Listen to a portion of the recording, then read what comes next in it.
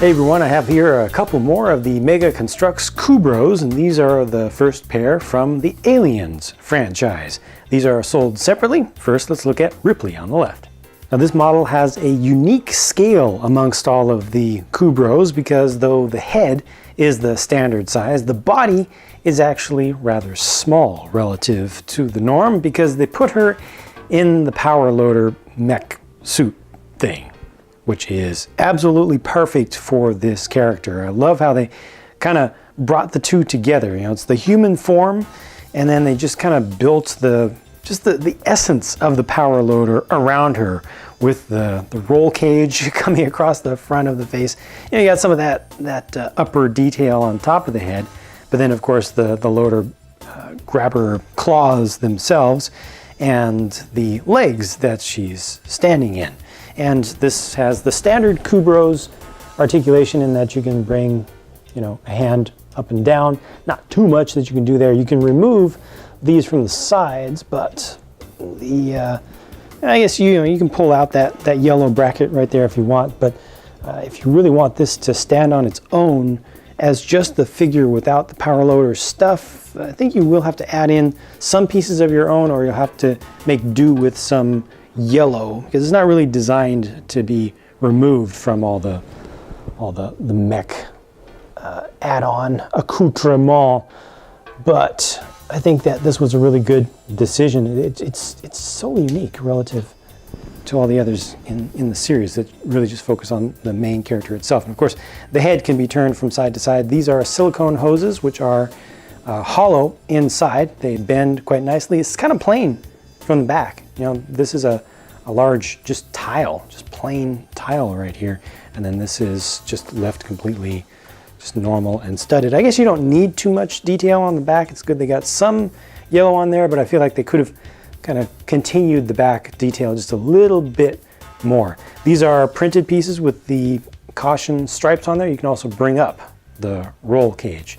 She has these specialized female eyelash inserts, and as usual you can rotate those things around to change the expression a little bit. You can actually change the expression quite a bit, but you know, those are individually movable.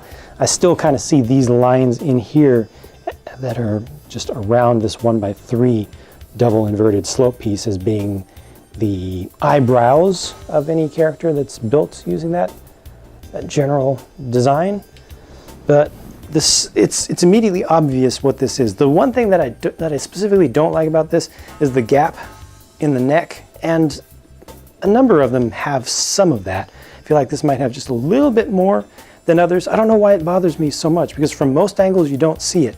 But I guess just when I was putting it together, and any time that I want to turn the head, I can kind of feel that movement around in there. It's something that could just be slightly improved, but a very original build for this one. It doesn't go together like any of the others. Interestingly, you actually build the start of the head upside down. You start it this way, which is a little bit difficult, I have to say, you know, placing parts on top of their studs down. You know, it's a lot more difficult than traditional building, just right side up, or even stacking things on their sides. But in the end, it all works just fine, and the pieces go together as well as I could ask, except for just that neck. The alien Xenomorph is something that you really don't want to have to build in super blocky form, and thankfully it's not too super blocky. They didn't go full on with the blockiness of the head. You know, it's not a cube by any means, so that's good. You know, the base of the skull is significantly smaller than it is for the human based ones. And again, the overall build here is fairly unique, mostly with the head. You know, the body isn't too unique. The arms are actually rather standard amongst this line, but I'm glad that they got the inner mouth that's kind of sticking out there, and the tooth pieces that are used there are done in a silver color. Has a little bit of kind of marbling, or you can just see the swirls of the metallic flake as it moved through the parts there, not completely clean. I don't know, it kind of adds a little bit of extra organic nature to it, although it's not intentional. These hoses, man, Back in the day, this very hose piece was used on a number of Mega Bloks, yeah, back then, Mega Bloks sets, and I hated it because it was such a stiff piece, but in recent years they've switched to a much softer part. Still has enough strength to hold itself together, but it's just really flexible, so it doesn't want to hold on to its shape. You can see it, it's the same piece that's used on both sides, and it needs to kind of bend in opposite directions, so you don't get it exactly the same, just the curvature around there from one side to the other. I wish that could be reposed just a little bit, but at least it does stay on there. It's easy to attach, unlike the old days. Tail back here can be just rotated around, you know, it can't be brought up and down. Got a little bit of spine work back here. You can move these a little bit off to the sides if you want to just adjust that a little bit. The head can be turned, as is the usual. I do need two hands for that. There we go. Yeah, a little bit of the neck gap on this one doesn't bother me as much. Don't know why. I guess mostly because it's mostly one color, and I like these claw elements that they have on here. I don't think I had seen those before. I don't think they're new to the Mega part inventory, but I just personally hadn't gotten any sets that had them before. Of course, those can be moved up and down. You can also change the angles of those claws to kind of turn them down to get just a little bit different look.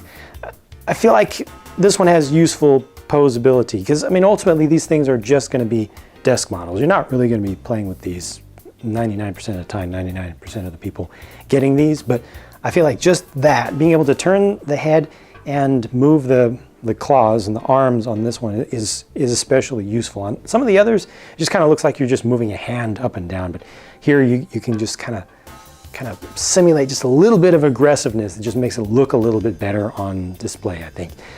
Some of these parts around the jaw aren't the most durable when you're putting it on. You just kind of have to watch out for their alignment, but again, once it's done, and you're mostly just going to be looking at it.